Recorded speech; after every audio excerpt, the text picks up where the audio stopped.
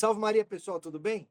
Mais uma vez aqui, no centro de São Paulo, promovendo uma aula fantástica, uma conversa fantástica com esse nosso amigo, ah, uma das pessoas que talvez mais bem traduz a realidade que a gente está vivendo hoje em termos de igreja, que é o professor Carlos Bezerra.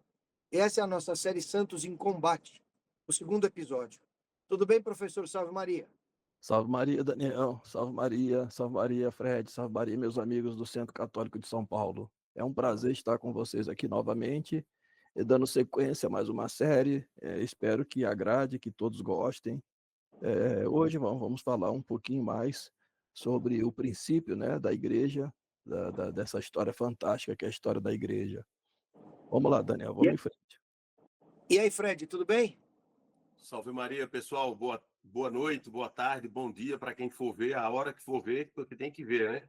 Tem que saber quem é que está combatendo, desde quando. Sempre. Isso aí. Daniel, professor, sempre uma maravilha estar com vocês aqui. Obrigado, Fred. Então vamos lá, pessoal. No programa número 1, a gente falou da igreja que estava em nascimento, em implantação. E falamos daqueles santos que atuaram nesse período. Falamos dos apóstolos de Maria Madalena de São Paulo, dos amigos de São Paulo, São Tito, São Timóteo, São Marcos, São Lucas, enfim. Falamos de vários santos que atuaram nessa época. E a igreja foi avançando, e com ela a sucessão apostólica. E se a perseguição judaica e a perseguição romana, mas especialmente judaica, eram os principais problemas daquele momento, inclusive com o ebionismo, com aquela confusão do que era para preservar ou não do judaísmo, e o que deu inclusive origem ao primeiro concílio, né, o concílio de Jerusalém, quando São Paulo vai lá e resiste a São Pedro, ainda que se condicionando a ele como papa. Ele vai junto com Barnabé e resiste a São Pedro, porque Pedro estava rejudaizando algumas das práticas da igreja. É fundamental a gente entender que algumas heresias que já vinham desde o judaísmo começam a se infiltrar e se moldar dentro do cristianismo nascente, que depois Santo Inácio vai chamar de catolicismo, vai chamar de cristianismo. E, professor, eu acho que a mais evidente, a mais forte dessas heresias, que tem a sua origem na Cabala, tem a sua origem nos essênios, tem a sua origem no Oriente, tem a sua origem em diversos movimentos, digamos assim, ocultistas, espiritualistas, é o gnosticismo, que é quase que uma mistura entre essa origem ocultista oriental com o ocultismo grego, né? E aí, o gnosticismo, a gnose em si, ela vai produzir uma série de tipos de heresia, dentre elas talvez duas mais importantes, o docetismo e o montanismo.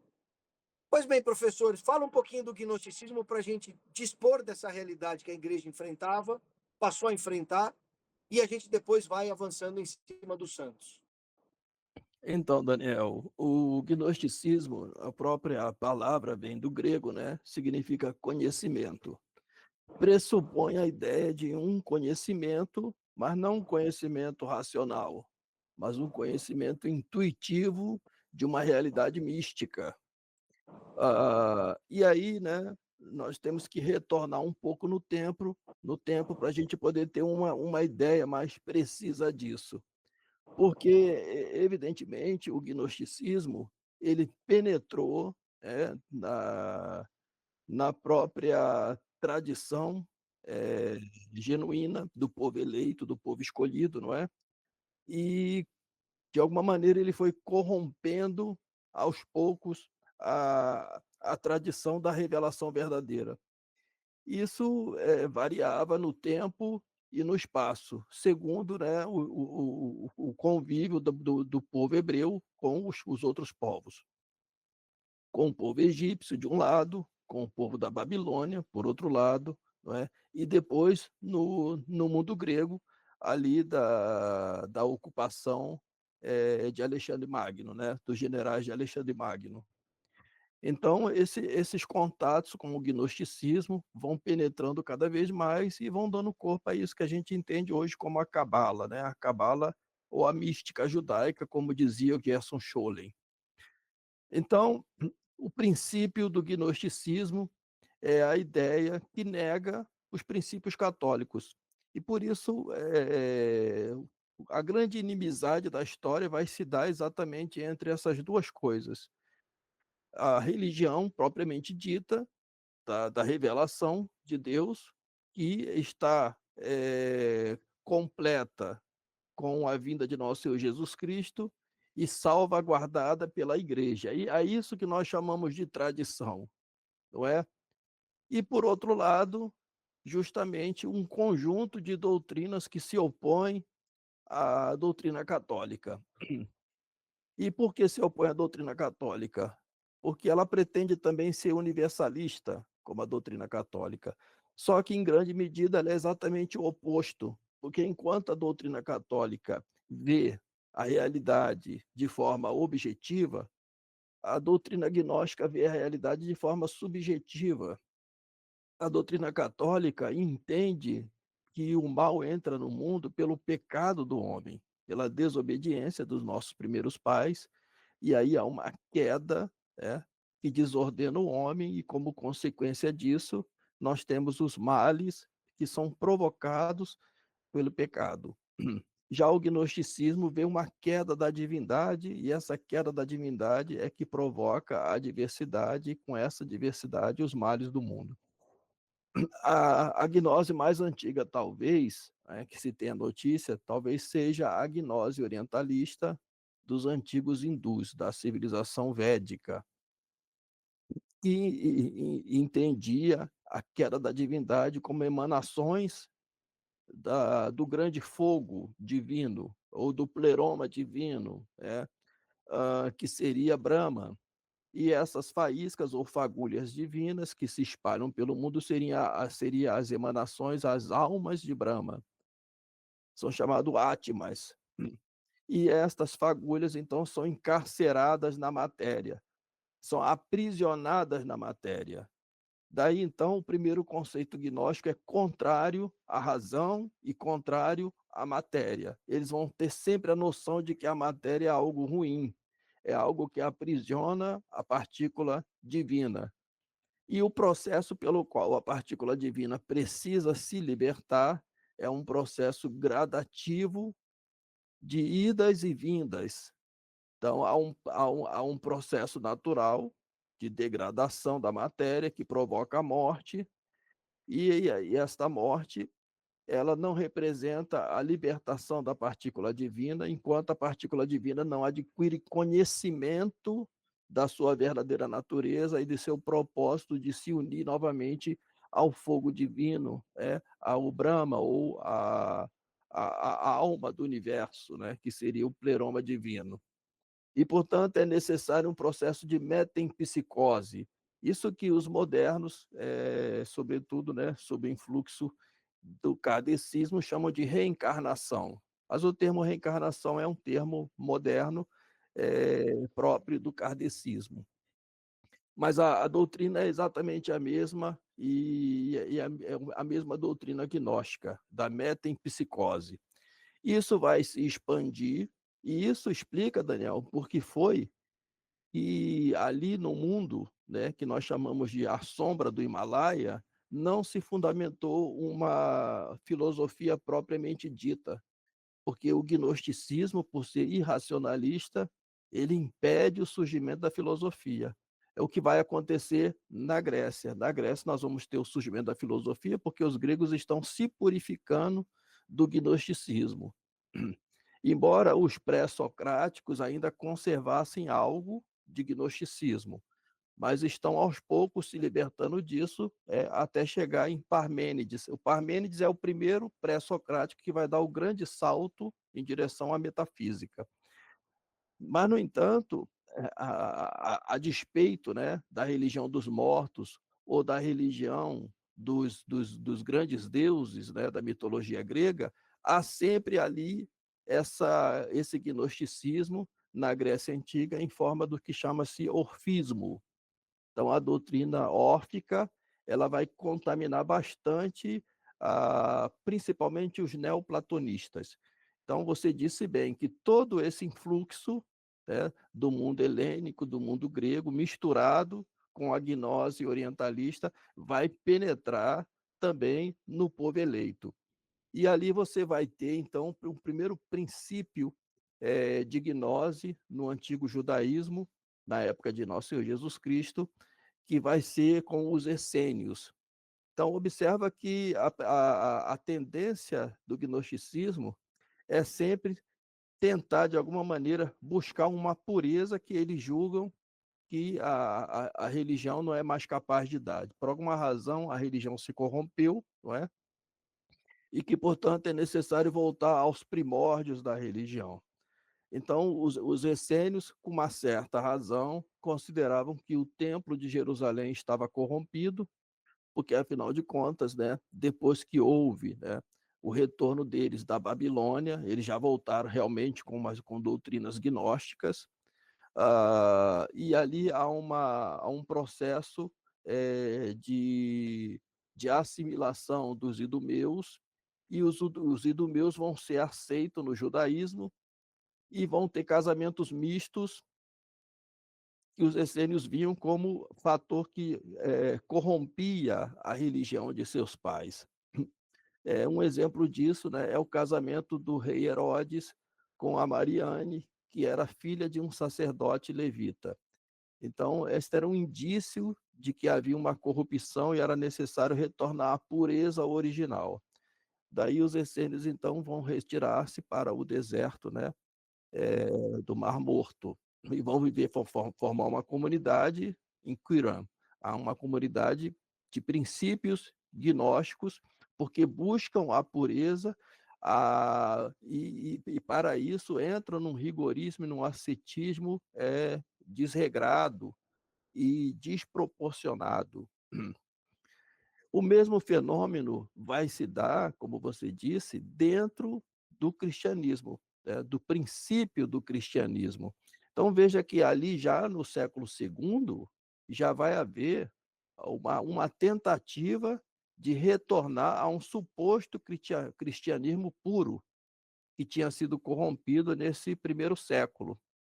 E se a gente observar bem, é o mesmo princípio que os modernistas aplicam. É. Os modernistas vão dizer exatamente isso, que a igreja ela se corrompeu ao longo, né, da sua história e que é preciso retornar à igreja primitiva. Isso que eles chamam de igreja primitiva, que, se não me engano, foi São Pio X, né, que chamou de arqueologismo. Essa ideia de voltar a uma pureza Foi inicial. São Pio X. Foi São Pio X. Exato. Então, esse é o primeiro princípio que arrasta para a gnose. É essa ideia de que precisa voltar a uma pureza doutrinal perdida, Perfeito. sem levar em consideração o magistério da igreja, não é? E o próprio desenvolvimento orgânico que a igreja aplica segundo o desenvolvimento histórico, não é? Não quer dizer isso, não é a mesma coisa que dizer que há uma espécie de evolucionismo dogmático, não é isso. Mas há um desenvolvimento orgânico e histórico da própria igreja, o que é bom, né? Que deve ser entendido da maneira correta. E, portanto, não é? Para dar um exemplo disso, né? Os protestantes vão dizer a mesma coisa, não é? Que a igreja católica se corrompe, a igreja, eles não chamam igreja católica, mas igreja primitiva, o cristianismo primitivo, não é a mesma coisa que a igreja católica seria já um processo dessa corrupção a partir da era constantiniana, e aí é preciso, então, que venha Lutero para retomar as fontes originais e retornar à pureza doutrinal. E é por isso que a gente vai ver que estas heresias dos primeiros séculos, elas são uma repetição das heresias dentro do próprio judaísmo, que se configuraram no judaísmo e assumiram o controle. do próprio judaísmo, e a gente vai ver a repetição delas dentro do cristianismo, e esse gnosticismo é que vai dar origem aos apócrifos, né, aos chamados evangelhos apócrifos, né, que vão ser condenados justamente porque estão repletos, recheados dessa doutrina gnóstica. Excelente, professor. E aqui me vem várias pitadinhas. A primeira delas é que uma expressão herética bem evidente no início da igreja, logo após a ascensão do Senhor e os primeiros evangelhos, foi o docetismo. E o docetismo ele tinha uma malícia de, por ser gnóstico, presumir que o corpo de Nosso Senhor era uma ilusão, e que, portanto, ele não teria sofrido na cruz. Inclusive, eles diziam que Jesus estava sentado na cruz dando risada, etc. Bom, essa perseguição de Nero, intensa perseguição aos católicos, aos cristãos, o mártir iria olhar e falar, pera, então se Jesus não sofreu, vou eu sofrer? Então, era um atentado à essência do martírio. Porque se Cristo não tinha carne e não tinha sofrido, não tinha sentido você sofrer também. Exatamente. Então, era extremamente deletéria essa expressão. E outra expressão que me vem é a do montanismo, que surgiu logo depois com Montano, que já é uma expressão quase que renovação carismática, quase Perfeito. que carismática, né? No sentido de o profeta falou, o Espírito baixou, essas coisas que hoje a gente vê tanto no neopentecostalismo e que tem bastante conexão com o esoterismo e com o cabalismo, são gnósticos. O evangélico é essencialmente gnóstico, né? E Montano ainda sequestra um grandíssimo padre da igreja, que é Tertuliano, que termina enfiado nessa heresia aí, acaba não sendo canonizado, etc. Como é que o senhor avalia docetismo, montanismo, e aí trazer dois santos? Não, um santo e um pai da igreja. Tertuliano, o senhor pode falar um pouquinho rapidamente da importância dele ao mesmo tempo da queda, e obviamente Santo Irineu, que é o primeiro grande combatente do gnosticismo. Então, o docetismo, né, ele é justamente esse caráter antimetafísico e também, né, e vê a matéria como algo ruim. Então, se nosso Senhor Jesus Cristo era Deus, para eles, né, obviamente, esse Deus só podia ser uma representação espiritual, não podia ter uma representação física. Observa que, quanto a isso, né, os judeus poderiam estar de acordo, né, porque o problema do judaísmo com relação a nosso Senhor Jesus Cristo é justamente a encarnação, né? Você dizer que Jesus Cristo era por espírito e tinha algo de divino é puramente gnóstico, né? O grande problema é dizer que Deus se encarnou, então assumiu, né, uma forma humana. Ora, se as consequências disso, como você disse, né? Ora, então, como é que se via Cristo? Seria apenas uma aparência, uma imagem, não é? Daí é que vem o nome da heresia, do grego, né? Que significa isso mesmo, né? Uma aparência, né? Seria uma espécie de fantasma, não é? E, portanto, então, se não tinha corpo, se tinha apenas, né, uma aparência de matéria, nosso Senhor Jesus Cristo não teria sofrido na cruz, né? Não teria tido nem paixão e nem morte, propriamente dito, na cruz, que não se pode matar um puro espírito, não é? Seria apenas uma espécie de ilusão. E essa heresia foi combatida por Santo Inácio de Antioquia. Santo Inácio de Antioquia vai combater essa heresia, e porque é uma tentação, sempre uma tentação na história, não é? E isso vai se repetir por diversas vezes, né? De achar que o sofrimento de nosso Senhor Jesus Cristo na cruz era meramente figurativo, era apenas uma aparência. Isto uma maneira de dizer que o sofrimento é desnecessário, de alguma maneira aquilo que há de espiritual deve sobressair a matéria. Então, um repúdio à matéria típica dos movimentos gnósticos, não é? O montanismo, por sua vez, ele vai pregar, né, dons e carismas do Espírito Santo, e você bem disse que o que se passa com a renovação carismática é uma repetição do montanismo, é como se a revelação não tivesse terminado no último apóstolo, e que há, assim, né, uma renovação da revelação a cada geração. E foi por causa dessa heresia aí que se definiu, de fato, não é? Que a revelação pública termina com a morte de São João Evangelista. Porque o problema do montanismo era muito mais sério do que a gente possa imaginar. Para você ter uma ideia, como eles eram gnósticos, eles eram contra a matéria, obviamente, eles eram contra também ao matrimônio. Porque o matrimônio produz filhos, e segundo a doutrina gnóstica, né, a geração aprisiona a divindade e matéria. Portanto, era proibido o casamento.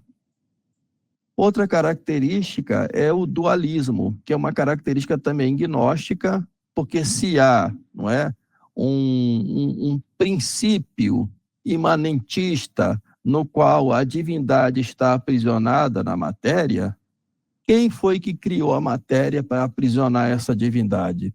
Então, há sempre um dualismo. Há uma força boa, que é da qual emana as partículas divinas, e há uma força má, ou uma divindade má, que cria a matéria e aprisiona essas partículas divinas.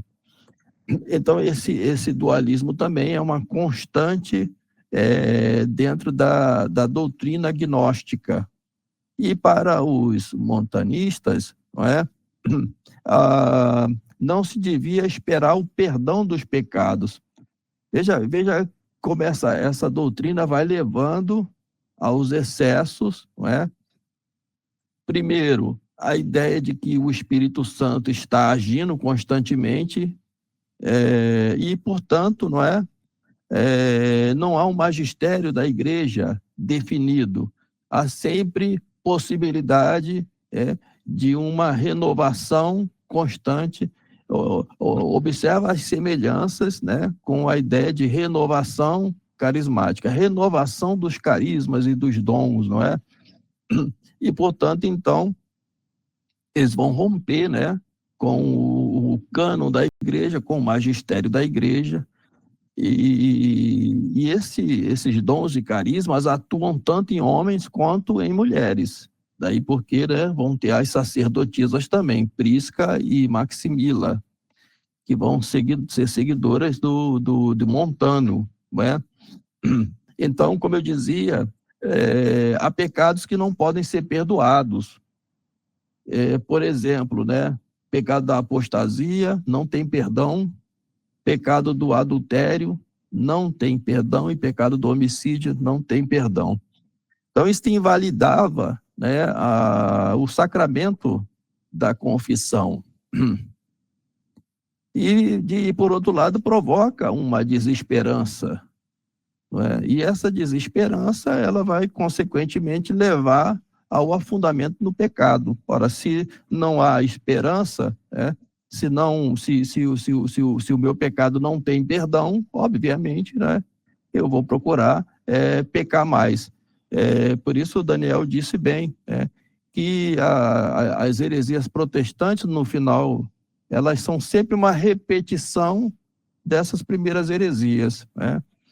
Devido a essa tentação de estar sempre querendo buscar uma espécie de pureza doutrinária, que existia nos primórdios, não é? Perfeito, perfeito. E vale lembrar que o senhor trouxe Santo Inácio, bispo de Antioquia, terceiro bispo de Antioquia, que é quem cunhou o termo católico, o termo cristão, no ano 101, e que quando foi ser martirizado, veio de Antioquia até Roma na carroça, ele ia ser jogado aos leões, ele veio cantando, e armaram várias tentativas de libertá-lo, e ele falava para os cristãos não libertarem ele não, porque ele tinha que viver. Então inclusive ele é representado dentro do Coliseu com os leões. Santo Inácio é um gigante da fé. Sim, sim, sim, um gigante. Nessa época aí tinha que ser gigante, né? Tinha que ser gigante. Tinha que ser gigante, nós somos, eu diria, não tem outro termo, nós somos ridículos sim. perto desses gigantes. Pelo menos eu, né? O senhor obviamente, mas Não, me eu sinto ridículo. sou um anãozinho. E aí você citou também o caso, né, do Tertuliano, o que é uma nota muito triste nessa história da igreja. Porque um homem muito sábio, não é? E que ajudou bastante a igreja no seu princípio, e no final acaba aderindo ao montanismo, não é? Essa adesão de Tertuliano ao montanismo é sempre um mistério para nós, não é? É sempre um mistério, mas é aquele mistério que a gente consegue entender parcialmente, porque a gente consegue ter aí uma espécie de aviso na história contra o orgulho, contra a soberba, não é? Porque é muito fácil a gente acabar, né, de alguma maneira, enveredando por caminhos falsos. Então, a sabedoria diz, né, cuidado quem está de pé. E acho interessante porque a igreja, ainda que com a adesão à heresia, e a igreja sempre muito firme com os hereges e com os heresiarcas, há 3 que a igreja tratou de forma diferente. Tertuliano é um deles. Ele ainda é referenciado como padre apostólico. Enfim, o outro é Eusébio de Cesaré, que basicamente é o artífice da eclesiologia, toda a história da igreja, que também terminou nestoriano, terminou herege. E o outro é Orígenes, que é desse período, que inclusive é um dos primeiros artesãos do conceito de trindade, um cara importantíssimo, Sim. mas que é sucumbido pelo platonismo, e acaba sendo provavelmente a figura mais excomungada da história da igreja, se não me engano são 23 ou 24 comunhões, mas ao mesmo tempo o padre da igreja mais usado no Vaticano II, e por razões óbvias, né? Sim. O Concílio Vaticano II é o Concílio de Orígenes, né? O que você pode falar de Orígenes? Então, né, é sempre a mesma tragédia que acontece, né? É uma tragédia que vai se repetindo na história. E essa adesão, né, ao gnosticismo, ela está muito relacionada ao orgulho. E essa tentativa, né, de alguma maneira se sobressair, se sobrepor aos dados da revelação, ao invés de simplesmente se conformar a eles, não é? Então, eu comparo muito Orígenes, por exemplo, né, aos novos teólogos, essa chamada nova teologia, como você disse, né, que vai realmente buscar inspiração exatamente nele. Por quê? Porque sempre uma tentativa de recriar, de renovar. Essa palavra eles gostam muito de utilizar, né? Renovação, novidade, coisa nova. Eles estão sempre, né, buscando uma maneira de renovar. Novo Pentecoste. E novo Pentecoste, e sempre vão usar como desculpa a ideia de que há uma pureza lá atrás que precisa ser resgatada. Quando, na realidade, o que eles estão resgatando é a mesma velharia de sempre, né? Os mesmos erros, as mesmas heresias de sempre. Então, o fundo de tudo isso é a velha gnose, o velho gnosticismo, que vê a falha na própria divindade. Há um erro na divindade e cabe ao homem reparar isso, não é? E nesse período, vale lembrar que a perseguição está se intensificando. Então a gente começa a ter aqueles mártires todos do cânon romano. Eles começam a aparecer ali. Santa Felicidade, Santa Perpétua, São Faustino. E a gente também começa a ver os santos que são egressos da convivência com Cristo de alguma forma. Sim. São Longuinho, que estava lá na crucificação, São Cleófas e as mulheres que andavam com Jesus, eram parentes de Jesus. Então você começa a ter os que se converteram, aspas aqui, Sim. advindos do Sinédrio, Gamaliel, Nicodemos, Sim.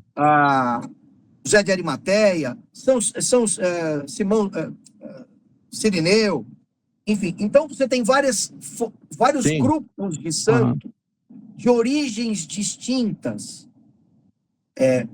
se formando, nascendo. Muitos, obviamente, convertidos por Paulo e pelos apóstolos, mas de origens distintas. Né? Aqueles que conviveram com Cristo, aqueles que eram originários da família de Cristo, aqueles que estavam em Roma. O senhor falou de Santa Prisca, que foi com Tertuliano, não confundir com Santa Prisca ou Priscila de Roma. São santos diferentes, né? E então, que é mártir, inclusive, Santa Priscila.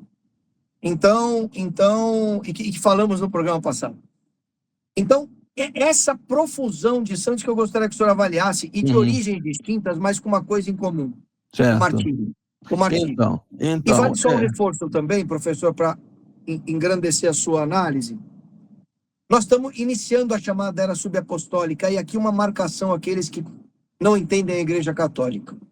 São João, o último apóstolo vivo, único não martirizado, foi quem formou, catequizou e sagrou São Policarpo de Esmirna bispo. Certo. São Policarpo que morre torrado. E quando ele morre, sai o cheiro do pão, da Eucaristia. E o estádio inteiro ali, onde ele é martirizado, fica abismado, porque ali está a Eucaristia viva, sendo emanada, aspas, aqui, a partir de um ser humano, né, que estava ali sendo martirizado. E São Policarpo, por sua vez, ordena Santo Irineu de Lyon. Então você tem nitidamente o processo de sucessão apostólica. Então a gente tem a sucessão apostólica, sim, a igreja se formando, as heresias nascendo, a perseguição, os santos em profusão. Sua análise, professor. Aliás, essa daí é uma das provas, né, da origem divina da igreja. Se você for pegar pela sucessão apostólica, né, e retroceder no tempo, você vai chegar justamente, né, a São João, vai chegar aos primeiros apóstolos e tal. Então, essa história indestrutível da igreja, e através da sucessão apostólica, é a prova, né, da origem divina da igreja. E prova muito mais, né? Prova que não essa história que os protestantes dizem, que a Igreja Católica foi fundada por Constantino, é absolutamente falsa, né? E absurda, porque nós vemos aí, né, que lá, desde o princípio, há uma sucessão apostólica. Portanto, nosso Senhor Jesus Cristo fundou, sim, uma igreja sob São Pedro, né? Primeiro Papa. Mas veja, primeiramente vamos falar um pouco, né, daqueles membros do Sinédrio. Isso é importante, não é? Para a gente entender esse momento de ruptura. Então você tinha, por exemplo, né, o Gamaliel. O Gamaliel era uma figura importantíssima no Sinédrio. Ele era, se não me engano, era neto, né, ou filho de Hilel, que era um dos grandes sábios, né, da história do farisaísmo, e ele vai proteger, na medida do possível, né, a Cristo e aos apóstolos de Cristo. E ele vai repreender os judeus, dizendo a eles, né, que eles não devem fazer isso, porque se a religião deles, dos cristãos, não é, for realmente divina, nada vai poder destruí-la. E veja que ele tinha razão, não é? Porque quanto mais eles perseguiam, mais a igreja ia se fortalecendo, ainda que tenha sido originada a partir de pescadores, gente mais humilde, né, que se possa imaginar.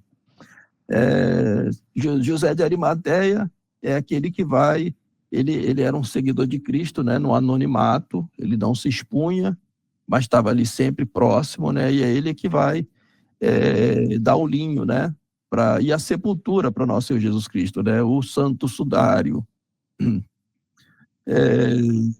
E o terceiro que você falou? Foi... Oh, Jesus, me fugiu aqui. Eu falei Gamaliel, falei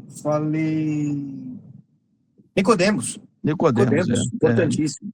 Nicodemos é muito importante porque ele tem a passagem no Evangelho, quando ele visita Nosso Senhor à noite, e Nosso Senhor fala para ele. Ali fica muito claro esse momento de ruptura, porque Nosso Senhor fala para ele que nenhum homem entra no reino dos céus se não nascer de novo. E ele fica absolutamente confuso, né, com essa afirmação de Nosso Senhor. É claro, ele não poderia entender que Nosso Senhor está falando agora não da lei, mas está falando da graça santificante que se adquire pelo batismo. Então é o batismo, essa restauração do gênero humano pelo batismo, pela graça santificante, o que vai fazer com que a gente seja digno, né, pelos méritos de Cristo, de estar na presença de Deus. Essa é uma doutrina que uma pessoa do farisaísmo, né, não poderia compreender, porque estava muito acima daquilo que eles entendiam ainda. Mas ele depois dessa explanação de nosso Senhor Jesus Cristo, ele vai compreender, né? Desses três aí, não sabemos exatamente, né, como foi a posteridade deles, se houve uma conversão. Eu acredito que sim. Eles são canonizados, né? Acho que eles são canonizados. Acho que não sei se Gamaliel né? Não, Gamaliel não tenho, o senhor tem razão, Gamaliel não tenho certeza, mas Nicodemos e Arimateia são. Sim, então tá. E Gamaliel foi professor de São Paulo, né?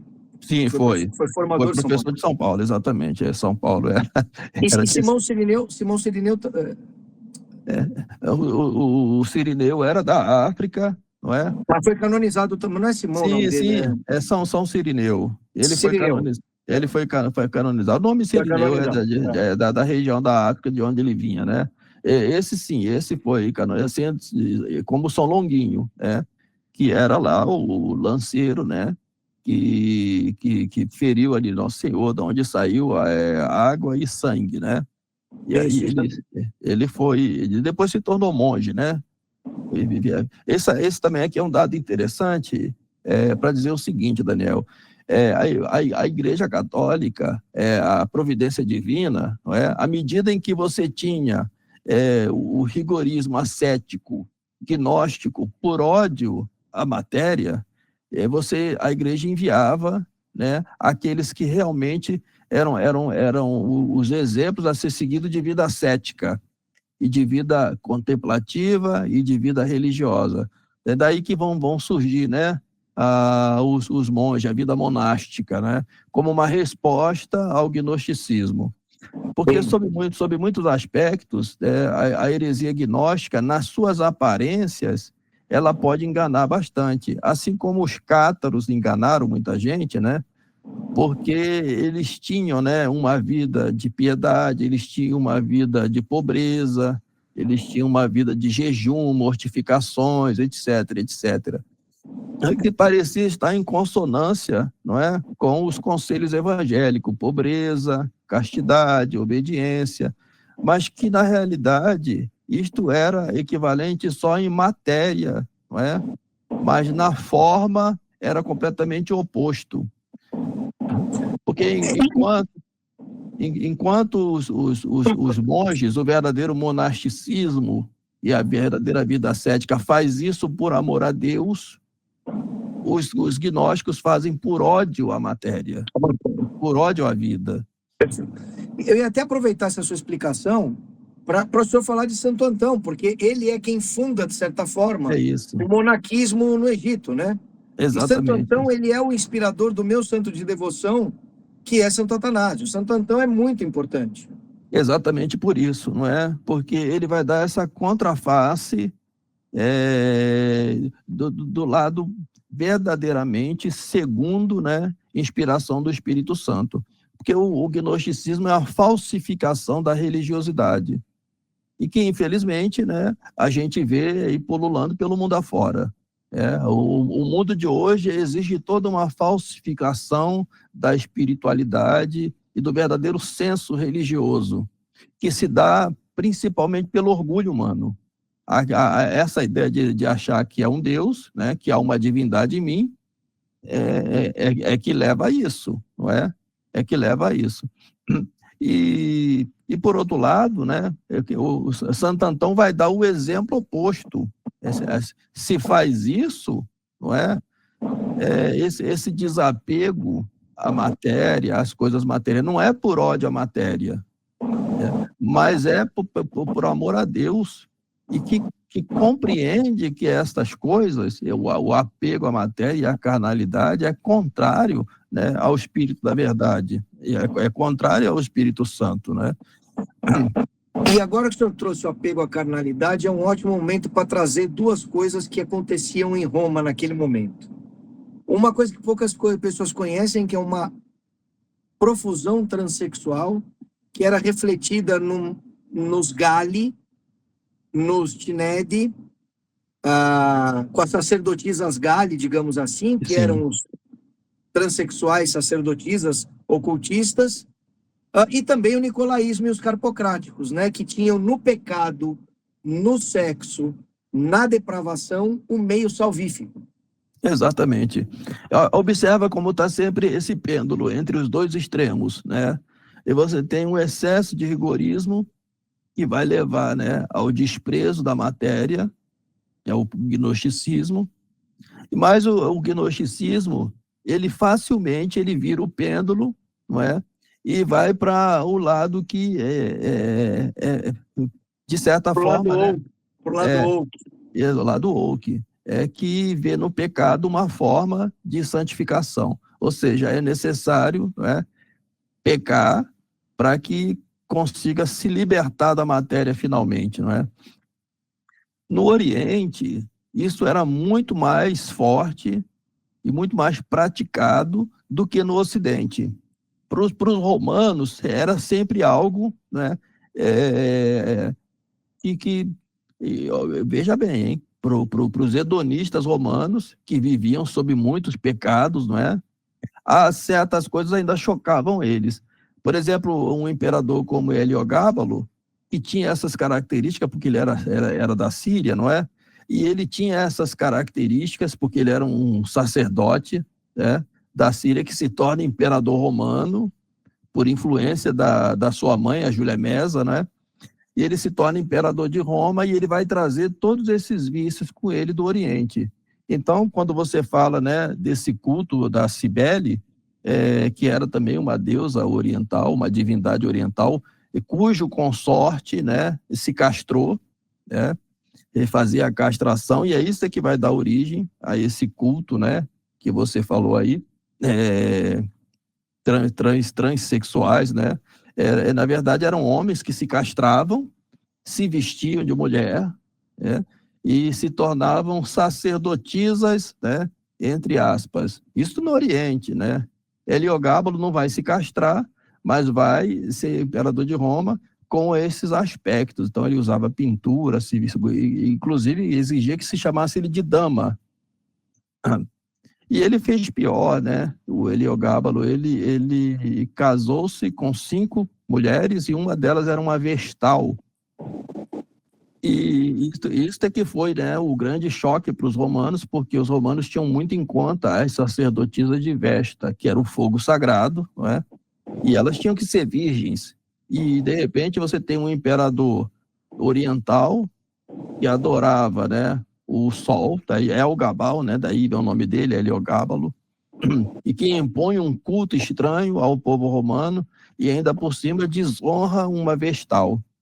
Então, de certa maneira, o Heliogábalo é que vai importar um pouco, né, desses costumes degenerados ao extremo no Oriente, para o Ocidente. Perfeito. E interessante que, enquanto o senhor ia falando, eu acabei meio que concluindo, porque a gente também tem, nesse processo, um forte movimento de rejudaização com os ebionitas que falamos no programa passado. Então você tem os ebionitas mais ou menos neocons e os E os Nicolaítas. Nicolaitas, mais ou menos o Woke, que é Woke. mais ou menos o Vampiro e a Bruxa de hoje. Exatamente, é um pêndulo, né, que vai do rigorismo, né, ao laxismo e à prontidão moral absoluta, entendeu? E próprio Orígenes também teria se castrado, né? Também tem essa história de que uma das excomunhões dele é porque ele teria se castrado, mas aí no caso defendendo o ascetismo literal de São Mateus, ali de São Mateus, do eunuco de São Mateus, né? Mas é um pecado terrível, né? É um pecado terrível. Né? Então, esse problema do ascetismo rigorista é isso, né? É você se achar capaz, por si só, de se submeter a qualquer tipo de aberração, né? Por inspiração divina. Por isso que as ordens monásticas, né, elas têm regras e tal, e você precisa ter também a obediência, não é? Aos superiores, né? E por isso ajuda a gente a entender, né, a importância da hierarquia da igreja, dessa ordenação hierárquica, que nos põe sob obediência. Porque se fica assim totalmente solto, né, as pessoas são capazes de cometer os piores excessos em nome da santidade. Muito cuidado com isso, porque há santos que fizeram muitas coisas grandiosas, né, mas fizeram porque realmente tiveram a inspiração divina. Não significa que todos nós podemos fazer as mesmas coisas. É que não somos nós que fazemos, né? Porque isso aí é pelagianismo, né? Sim. Exatamente. E professor, para a gente avançando aqui, e já indo para o fechamento desse momento no tempo, falta a gente falar de pelo menos de três personagens importantes. Primeiro deles, um grandíssimo papa. A gente vai falar de papas especificamente, mas não podemos pular. São Clemente, que é, dependendo da ordem, o terceiro ou o quarto papa. Aí tem uma discussão sobre Linus e Cleto. Se Cleto e Anacleto são duas pessoas ou uma, né? Que escreveu várias cartas, e escreveu cartas que existem até hoje, confirmando a doutrina. E durante esse processo, você tem um bispo grego, Dionísio Areopagita, que é o primeiro a escrever sobre a primazia de Roma, a primazia do Papa, e Roma como sé fundamental da igreja. Já no ano 95-100. Quer dizer, não estamos falando de uma coisa que não é... que é exatamente ali, enquanto os apóstolos estavam... São João estava vivo. Uhum. Quer dizer, então, nada disso é uma invenção moderna. O senhor falou ali de... Você vai para Roma, nas catacumbas, você tem lá um mural escrito Petri et Pauli Petiti pro Vittoria, ou seja, intercessão dos santos ali escrita na catacumba. Né? São Pedro e São Paulo intercedam, peçam por vitória. Isso é tudo história. É só entrar na internet que vê lá o texto. Por história. Por história, exato. Mas quem eu acho importante trazer São Clemente, Dionísio, e depois a gente fecha com um santo que para mim é extremamente relevante, acho que vale uns 10 minutos nele, que é São Justino. E a gente encerra com esse pacote hoje. Sem antes não esquecer de fazer uma menção honrosa aos vários soldados romanos que foram se convertendo nesse período. Dentre eles, São Cornélio, né? São Cornélio, São Sebastião, né? São Sebastião, exato. São Longuinho. Então vamos lá, professor. São Clemente, se não me engano, foi o quarto Papa, né? Então, tem várias... Cada lista... Mas acho que em Roma é quarto. Lá no mural de Roma, acho que é o quarto. Se não me engano, é isso, né? Então, veja, como você disse, as perseguições estavam muito acirradas, não é? E todos esses papas foram mártires. Todos eles foram mártires, né? Tiveram o seu martírio e morreram, né? Dando a sua vida para a defesa da fé e da verdade. Então, eles não tinham medo, não é? E quando necessário, evidentemente, não é? Eles eram prudentes, havia sempre a prudência, né?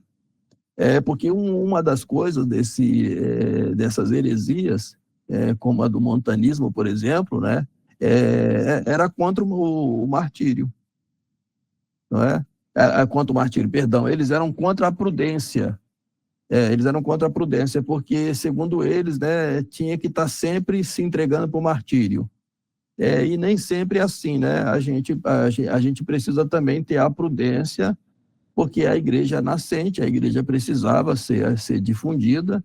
Então, dentro desse contexto, os santos papas simplesmente não entregavam a sua vida assim, de bandeja de graça, não é? O martírio não é suicídio, né, professor? Martírio não é suicídio, é bem diferente, né, Daniel? É bem diferente. Então, eles iam para o martírio quando já tinham, né, deixado o sucessor, já tinham preparado já, né, para que a igreja desse sequência, né? Não é que eles estivessem fugindo do martírio, mas agiam com a prudência necessária, né? E quando chegava a hora de realmente ir para o martírio, né, eles iam. E as perseguições elas eram crescentes, porque à medida em que os romanos eles iam, né, apertando o cerco, eles percebiam que os católicos, né, eles aumentavam a sua devoção na sua fé. Porque, a princípio, Roma era bastante ecumênica. Isso é um dado que precisa ser dito, não é? Roma era mais ou menos como o Concílio Vaticano II. Era bastante ecumênica, não tinha nenhum problema com as religiões dos outros, né? Desde que vivessem pacificamente e acendesse o seu incensozinho lá para as divindades romanas também. Afinal de contas, esse era um dos requisitos para a cidadania, era você acender lá o seu incenso.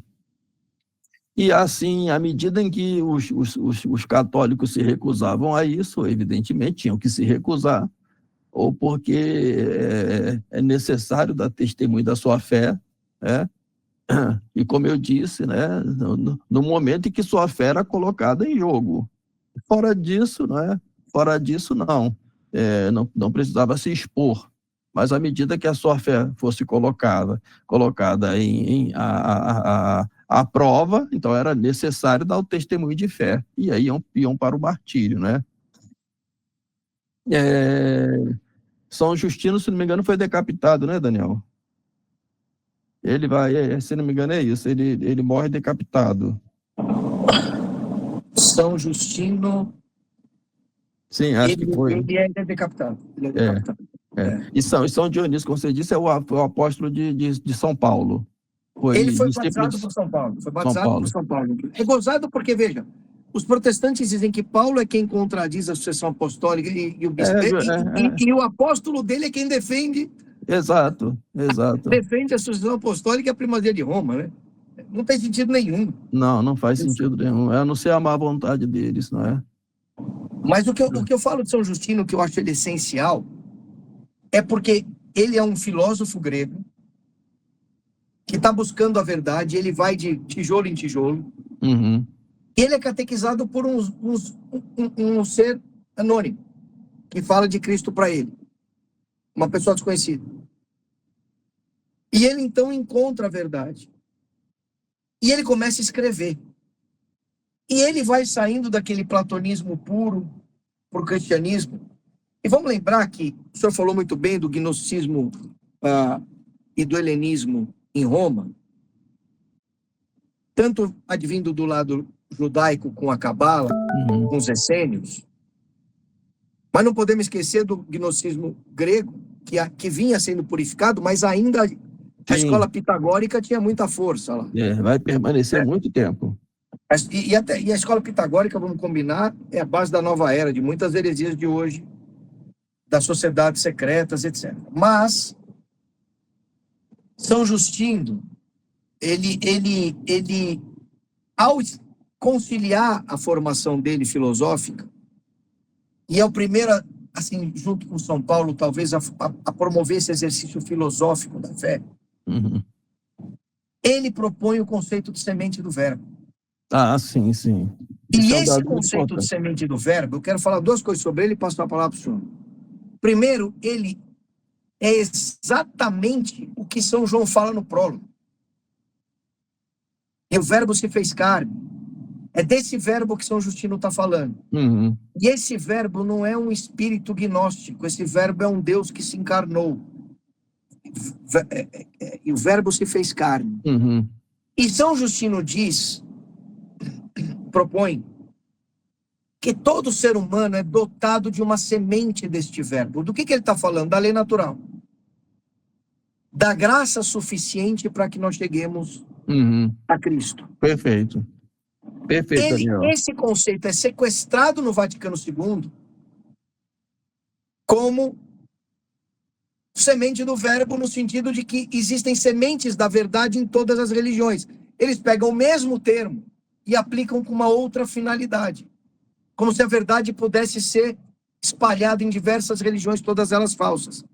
E mais uma coisa, os gnósticos trazem o conceito de centelha divina como se fosse a semente do verbo. São Justino destrói o Vaticano II e o gnosticismo da centelha divina com um conceito absolutamente joanino de semente do verbo. Queria que o senhor falasse disso, professor. Perfeito. E mais ainda, Daniel, obviamente, como você disse, né, ele era douto em filosofia, ou seja, ele tinha compreendido que o processo de construção da filosofia grega é um processo de busca de Deus, de busca dessa verdade e dessa semente, né, dessa semente divina. O Concílio Vaticano II vai usar essa expressão para dizer que nas religiões todas, né, há elementos de verdade e de santificação, o que é pior ainda, né? Que há elemento de santificação para justificar o ecumenismo amplo, né? Para dizer que, então, que todas as religiões são boas e são equivalentes, não é? Porque são manifestações da cultura que há disseminada no próprio homem pela semente divina, semente do verbo. Mas, na realidade, ele está se referindo, não é, à busca que os antigos gregos estão fazendo para ter a compreensão do que é Deus, não é? E como eu disse antes, né, o primeiro filósofo a dar esse passo, né, e aí sim pode-se dizer o nascimento propriamente dito da filosofia, porque antes de Parmênides, né, o que nós temos aí são os físicos, né, da escola da Jônia, que eram chamados físicos, que se limitavam à explicação dos fenômenos físicos. A ideia de que há um princípio maior, isso que os gregos chamavam de arquê, né, ela vai se condensar em Parmênides, que Parmênides é que vai dizer, bom, esse primeiro princípio ele não pode estar relacionado a nenhum fator da própria natureza, né? Porque sempre a busca era em torno dos elementos da natureza, né? O primeiro princípio é a água, é o fogo, é o ar, é a terra, e o Parmênides vai dizer, não, tem que ser algo que está fora disso. Então é ele que vai dar esse salto metafísico. E a partir dele, sim, né? Aí nós vamos chegar a Sócrates. Embora tenha ainda um processo de decadência depois de Parmênides há um processo de decadência com os sofistas, e aí quem vai resgatar, não é, essa ideia da metafísica vai ser o filósofo Sócrates, grande Sócrates, não é? Grande Sócrates que vai dar um novo impulso.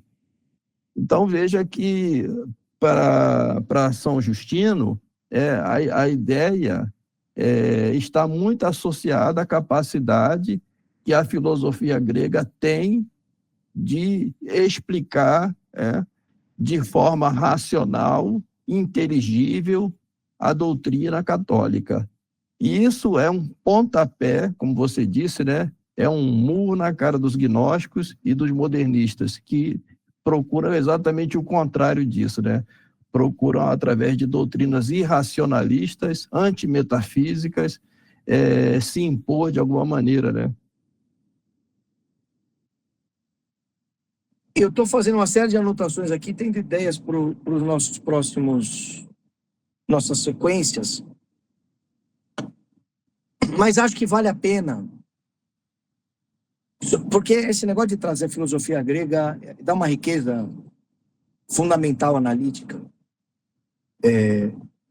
porque obviamente a gente estava falando de uma região que é romana, judaica e grega ao mesmo tempo, com milhares de pitadas orientais, persas, bárbaras e por aí vai.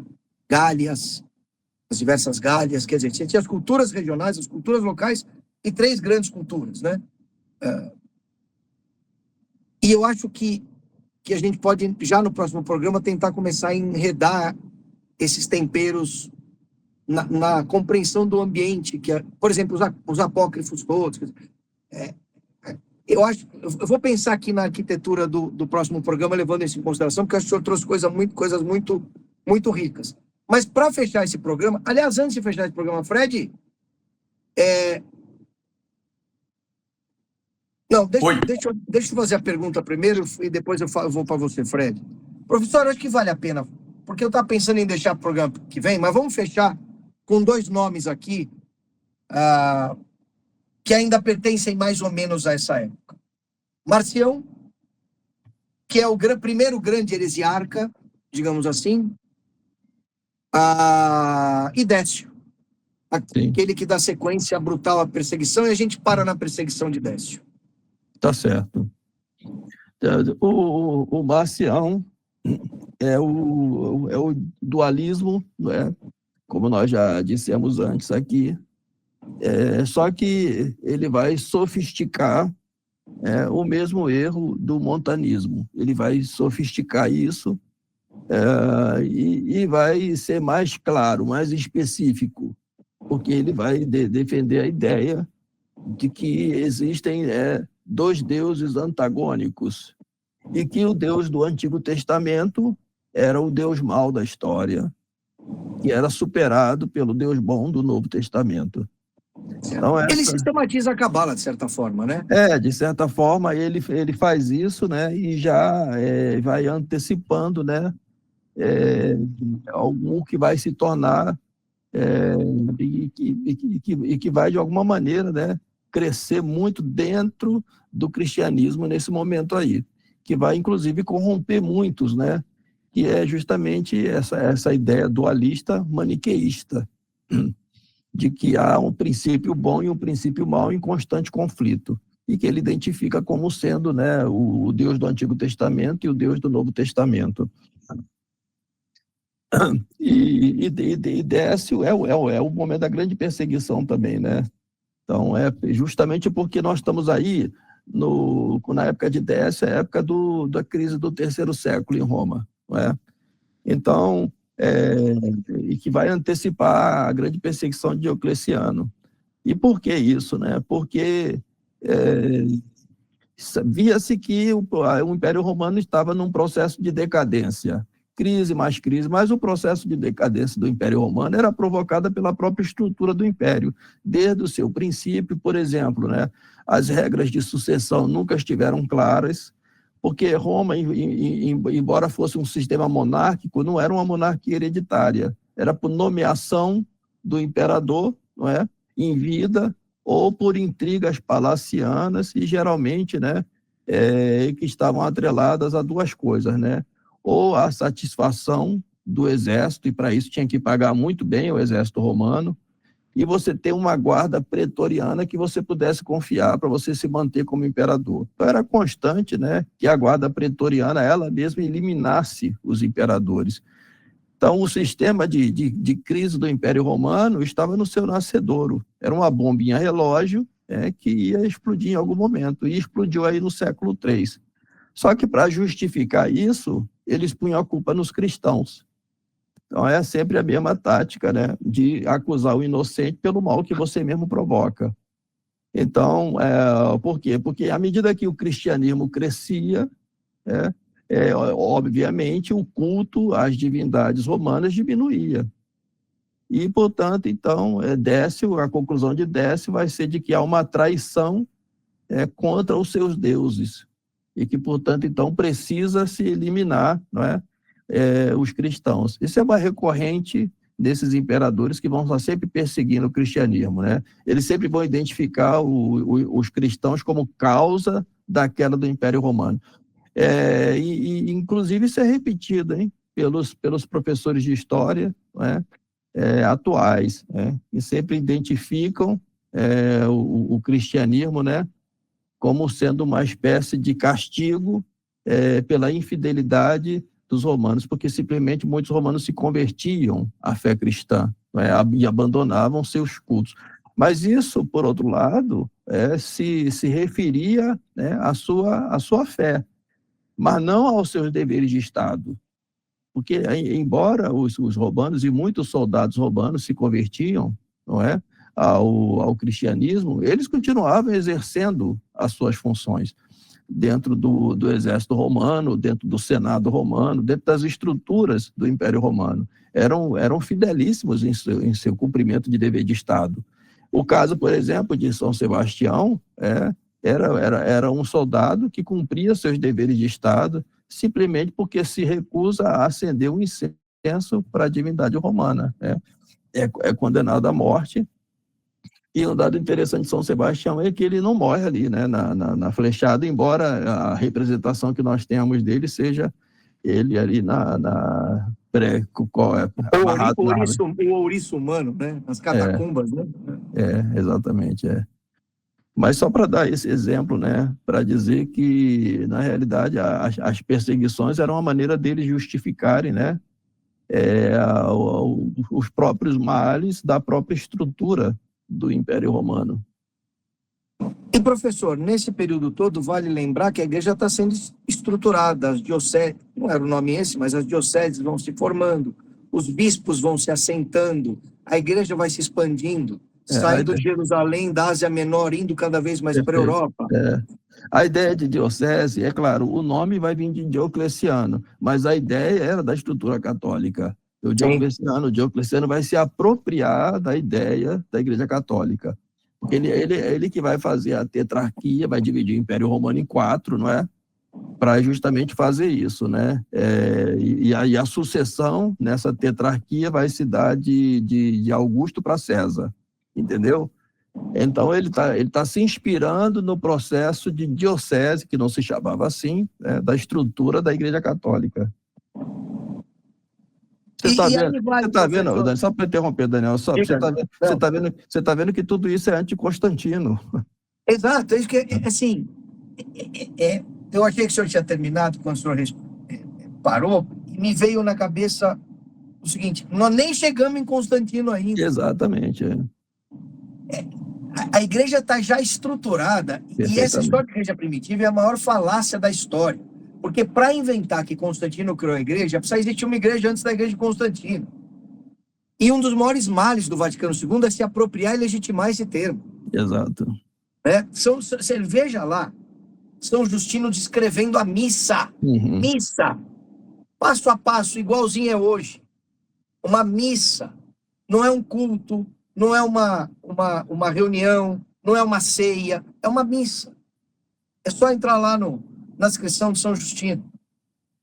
E, professor, vamos falar de mais... Assim, o Fred vai matar a gente, porque nós combinamos 50 minutos, já deve ter 1 hora e pouquinho, mas vale falar de Santo Irineu um pouquinho, não vale? Hein, Fred, não vale falar de Santo Irineu um pouquinho? Perfeitamente, eu ia fazer uma pergunta sobre Santo Irineu e o valentinianismo, mas aí, vai você, leva aí. Veja só, o que eu estive pesquisando aqui, né? O valentinianismo, né? E Santo Irineu, como é que foi essa história aí de Santo Irineu combatendo esse valentinianismo que praticamente é o que a gente vê hoje, né? O povo achando que todo mundo foi criado antes, que a gente desce para cá para fazer alguma coisa especial, como alminhas criadas antes de um tempo qualquer. O povo acha que a gente desce para cá, tá tudo feito lá em cima, vem para aqui para baixo. Basicamente é isso, né? Que tem um ser supremo que cria essas alminhas todas e que disponibiliza a salvação só através do conhecimento.